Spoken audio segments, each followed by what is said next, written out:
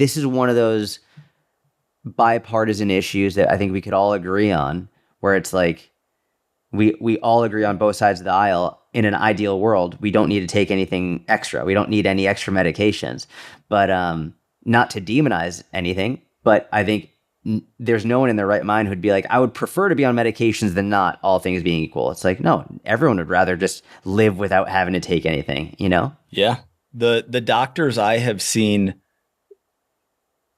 and it could be like a sampling bias, but have just compared GLP-1s to statins or blood pressure medication and said, no, why would we take you off of this?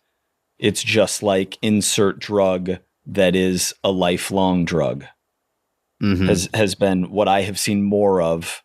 I also still haven't seen many, if any, like real success stories of someone losing an amount of body fat and weight that took them from very unhealthy to healthy and then came off of the GLP-1 completely and maintained that progress. I haven't seen that yet.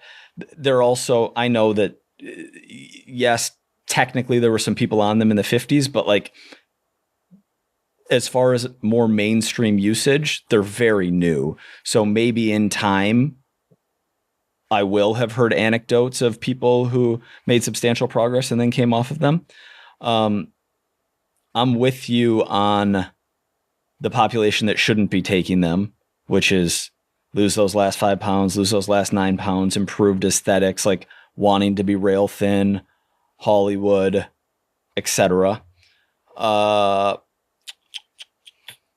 Yeah. Food noise is an interesting one to me because that's a term that basically didn't exist prior to, 18 to 24 months ago. Or maybe it was called something different. So I think the reason food noise has exploded in terms of usage is because it existed, but we didn't have a term for it.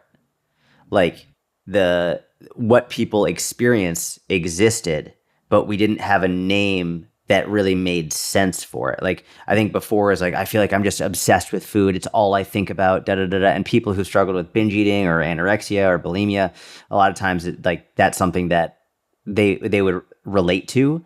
But the term food noise is a relatively new term that also I feel like people are now co-opting, who probably don't struggle with it because they're like, oh yeah, I think about food sometimes. It's like, no.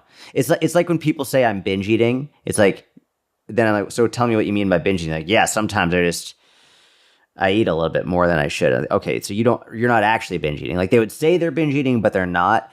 Whereas when someone is actually struggling with binge eating, it's different. And then you're like, so you're eating, when you explain what binge eating is to these people, they're like, oh no, I'm not doing that. I just sometimes like to eat a little bit more. It's like, okay, got it. So we're talking about two very different things. I think food noise it's a new term that describes a phenomenon that has been going on for a while. Yeah. And obviously somebody who has an eating disorder like binge eating. I mean, anorexia, you're not putting someone with anorexia on a GLP-1, but someone potentially bulimia, I don't know. I haven't thought that through. But somebody who has binge eating disorder should work with a healthcare professional, obviously, correct, and come up with the correct solution to help them, live better and be healthier physically and mentally, obviously.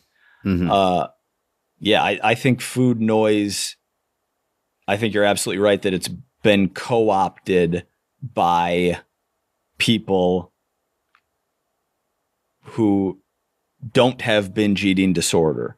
I also think that it's not only on a spectrum of how much you think about food, but it's also not a set in stone genetic, like there are lifestyle factors and 100% behaviors that can increase and decrease the amount that you're thinking about food. Whether it's massive all the time or whether You have a quote unquote perfect relationship with food. Sleep, usage of technology, like how you're treating your neurotransmitters, whether you're unbelievably lean and trying to be in a deficit consistently versus eating an appropriate amount of calories, what types of foods you are eating, and whether those are leading you to feel full and satisfied and good or not. The amount of stress in your life, and obviously how we interpret stress can make a difference in, whether that stress is good or bad. But how stressed a person is often is correlated with how much they're eating or how much they want to be eating. And so, you know what the main one is that as someone who's struggled with food noise since I had binge eating for so many years due to wrestling, is what foods are you keeping in your house? Bro, that's the number one thing. It's like, what foods do you have readily available? Which, by the way, when I was living in New York City, it was way more difficult because even though it wasn't in what? I made this point to you maybe 20 or 30 episodes ago. Maybe it was off the air. I actually don't even know. And no, I think it was on the air because I was talking about keeping it in your house and you're like, dude, it doesn't matter if it's in your house. If I want it, I'm going to go get it. Well, it's true. Because what I'm about to say is when I was in New York City, it was more difficult even if it wasn't in my house because walking across the street, right across the street, it's right there. Now, when I live in bumfuck Texas in the middle of nowhere, it's like I'm not driving 30 minutes to go do that. And so because it's less of an option, it's not as big of an issue.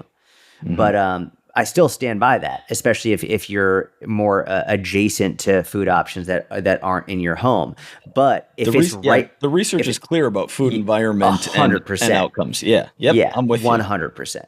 You. So that I think is probably the biggest one. I mean, it's like an alcoholic. It's like you don't keep the alcohol in your house. Like it's easier to avoid a bar than it is to avoid the alcohol that's in your own kitchen. Absolutely. It's easier to avoid the casino than it is to avoid the sports betting app on your phone. Yes, exactly. That's exactly right.